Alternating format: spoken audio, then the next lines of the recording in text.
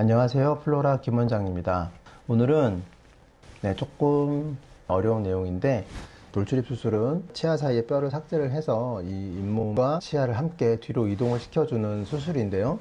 상악에서 이렇게 이 앞부분이 뒤로 이동을 했을 때 이 코 쪽에 있는 비중격 부분, 비중격에는 연골 부분도 있지만 뼈 부분도 있기 때문에 이런 부분이 뒤로 이동을 할 때 어떤 영향을 끼치는지, 어떤 모양의 변화가 있는지, 또 이게 기능적으로 어떤 문제가 생길 수 있는지 알아보는 시간을 갖도록 하겠습니다.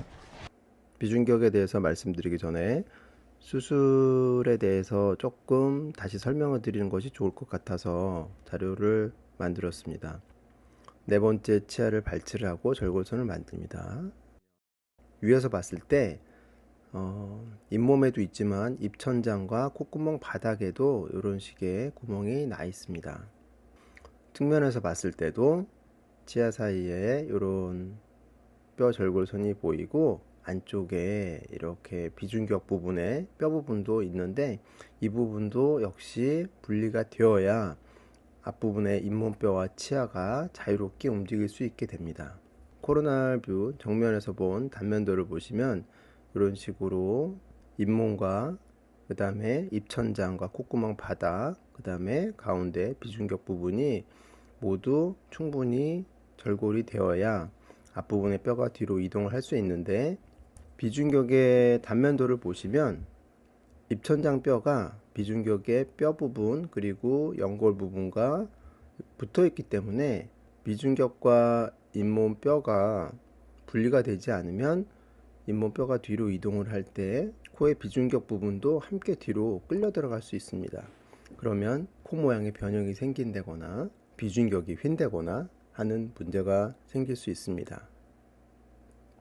비중격은 개인마다 뼈가 좀 더 앞쪽까지 발달한 분들이 있고 연골이 더 많은 부분을 차지하는 분들도 있어서 이 부분에 대한 뼈 삭제와 비중격과의 분리가 충분히 잘 되어야지만 잇몸뼈의 이동이 원활하고 또 코 모양의 변형이나 아니면 비중격이 휘는 그런 문제가 생기지 않게 됩니다.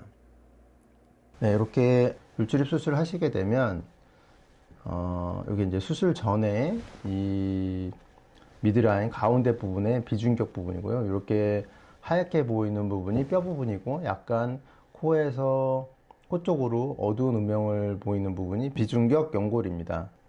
이것을 다시 이렇게 정면에서 보는 코로날 단면으로 보시면 가운데 비중격이 있고 양쪽에 비갑계라고 하는 조직들이 이렇게 있죠.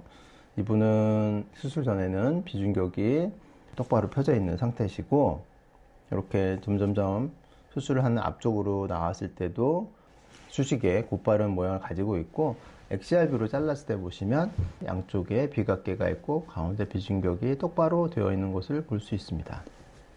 수술을 하게 되면 이런 식으로 V자 모양으로 입천장, 그 다음에 콧구멍 바닥뼈를 자르게 되고, 가운데 부분에는 비중격 뼈 부분도 삭제가 됩니다. 그래서 이 앞부분이 뒤로 이동을 할 때 여기에 붙어 있는 비중격을 뒤로 끌고 들어가기 때문에 비중격과 입천장 뼈, 콧구멍 바닥뼈를 살짝 분리를 해서 비중격이 뒤로 밀려 들어가지 않도록 그렇게 분리를 해 주어야 합니다. 그래서 수술 후에 단면을 보시면 가운데 뼈가 삭제되어 있는 것을 확인하실 수가 있고요. 코로날 뷰에서 보시면 뒤쪽 그리고 앞쪽으로 올수록 많이 휘어 있지는 않지만 이렇게 뼈가 뒤로 밀리기 때문에 약간의 비중격에 약간의 굴곡이 있는 것이 보입니다. XR 뷰에서도 보시면 윗부분에서는 일자로 되어 있는데 아래쪽으로 내려왔을 때는 약간 이런 비중격이 살짝 뒤로 밀리면서 접히는 그런 부분이 보이고 있습니다. 하지만 전반적으로 아래로 내려올수록 비중격의 골격을 잘 유지하고 있기 때문에 그렇게 많이 비중격이 휘거나 그런 모습을 보여주진 않습니다. 또 다른 환자분을 보시면 이분 같은 경우도 수술 전에 비중격이 이렇게 되어 있고요. 이 앞쪽에 하얀 것은 코 수술을 하셨기 때문에 실리콘이 이렇게 보이는 것입니다.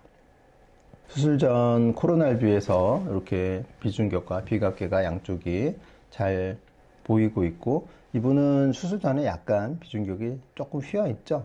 오른쪽에서 왼쪽으로 살짝 휘어 있는 그런 모양을 보여주고 있고, 엑시얼 뷰에서 보시면 약간 이제 위쪽 부분과 아래쪽 부분은 휘어 있지만 앞뒤로는 그렇게 많이 휘어 있지 않은 것을 확인하실 수가 있습니다. 수술 후에 미드라인에서 보시면 뼈 부분의 비중격에 절골선이 있는 것이 보이고, 엑시얼 단면을 보시면 수술 전에 똑바로 돼 있던 것들이 잘 유지가 되는 것을 확인할 수 있습니다. 이렇게 아까 보셨던 수술 전과 후에 비중격 모양에 큰 변화 없이 일자를 잘 유지하고 있습니다. 이 양쪽의 부비동을 보시면 약간 음영이 있어서 아마 수술 후에 부비동에 고여있던 피나 삼출물이 아직 다 흡수가 되지 않은 것으로 생각이 되는데, 대부분은 시간이 지나면서 저절로 없어지기 때문에 너무 크게 걱정은 하지 않으셔도 됩니다. 마지막으로 다른 분을 보시면, 수술하기 전에 정면 모습에서 보시면 약간 비중격이 약간 S자 모양으로 휘어 있는 것을 볼 수 있습니다. 가운데 부분은 오른쪽으로 가 있고, 그 다음에 아래쪽 부분은 왼쪽으로 가 있고요. 이것을 엑시얼 뷰에서 보시면 뭐 많이는 아니지만 살짝 왔다 갔다 그런 휘는 모습을 보여주고 있습니다. 수술 후 사진을, CT를 보시면 S자 모양을 띠는 것에 비해서 조금 더 굴곡이 심해진 것을 보실 수가 있습니다. 그리고 엑시얼 뷰에서 봤을 때도 이 비중격에 이 똑바로 되어 있는 부분이 원래 약간 휘어 있어서 그런지 조금 더 휘어 있는 게 약간 더 심해진 것 같습니다. 오늘은 쉬운 내용은 아니었는데요. 이렇게 돌출입 수술을 할 때 아무래도 돌출입 수술이 입을 넣는 수술이지만 이 입천장 뼈가 바로 콧구멍 바닥과 붙어 있는 하나의 뼈이기 때문에 코에 어떤 영향을 끼칠 수 있는지, 특히 비중격에 어떤 변화를 일으킬 수 있는지에 대해서 알아봤습니다. 다음에도 재밌고 유익한 내용으로 찾아뵙도록 하겠습니다. 감사합니다.